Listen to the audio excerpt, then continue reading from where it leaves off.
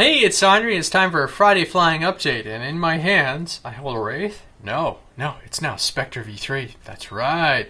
Ian Dunlop offered to send me a rear motor mount so I could transform this plane and do the conversion. The twin prop setup worked, sort of, and I always fought with CG in the back, I felt, and I was snapping a lot of props, and just, it never gave me that secure, that locked-in feeling that everybody talks about. I felt like the back end was always washing out the turns and everything, so apparently, making a pusher is the way to go. So I'm looking forward to it. I've stripped everything off. I've added a little ballast weight in the front to simulate the FPV gear. Got the CG where I want it. I do have some fresh laminate, but I'm not going to worry about that right now. After I've been satisfied with the gear set up and I can rerun the wires and clean everything up, I'll strip off the laminate. I'll do some paint on it, and I'll put the fresh laminate on top. I learned the lesson last time. I painted on top of the laminate, which looks silly and gray and everything. So it will come along, and I'm really hopeful that this airplane turns into that gem that it's supposed to be for me. And have that close proximity FPV airplane that the Spectre is supposed to be. So looking forward to that. So over the weekend previously, I did a lot of flying with the Tundra. 2 days. The first day was snowy and overcast. The second day was super cold, but it was clear. So I managed to get a lot of nice content, footage, and everything that had been requested to us by Hobby King. So my dad assisted on camera and everything, and I took a lot of photos. So the Tundra, come here. Get over here. This plane, I can't rave enough about what the Tundra is and what it means to people being able to, if they're looking for something like this aircraft. It is stable, it is slow, it is fast, it is maneuverable.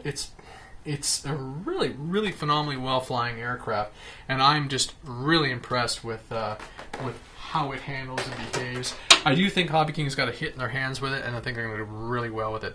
My favorite maneuver on the weekend flying was taking off like half flaps, getting up, jamming on full flaps, which essentially is an air brake, doing a 180 and coming in doing short landings, and just coming in and having a hoot. So this weekend I'm probably going to convert over from the skis to the floats because I want to try those out for the first time to see how it handles and have some fun. Also thinking I'll get the Pawnee out, because it hasn't been out in a few weekends now. Still need to get a piece of aluminum, bend up some taller landing gear so I have a little bit more ground clearance between the prop and everything. And if everything goes well, maybe the Albatros will even come out. From GearBest.com, I'm still testing the HT801W for Wi-Fi. If you look at the video earlier in the week, I was banging around with my iPhone, having some fun with it.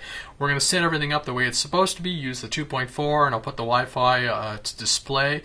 I'm going to fly this thing around the yard. I'm curious to see what kind of range I'm going to get out of the 1S in the current temperatures outside. Probably not too long or too much, and very curious to see how long the video will keep going around the backyard and stuff like this. I mean, I thought it would have been okay to fly in stores, but there you go. There's a size difference between the little Nano and the 801. So there is a little bit of I think the props are still bigger than the little Nano, but it's still fun. I had a lot of fun controlling it, and the iPhone interface is pretty neat. But we'll see how she handles outside, see how it handles the elements. So there we go. To the guys down in the U.S. Who are in the middle of a massive snowstorm, stay safe.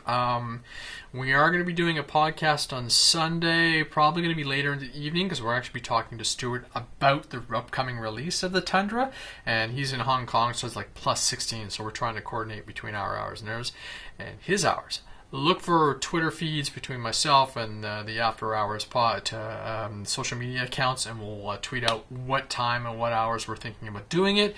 Don't know if it's going to be on YouTube or Periscope, but obviously we'll do a live stream element and have some fun. So hope you can tune in. Have a fantastic weekend. Again, everybody stay safe. Have fun flying. Thanks.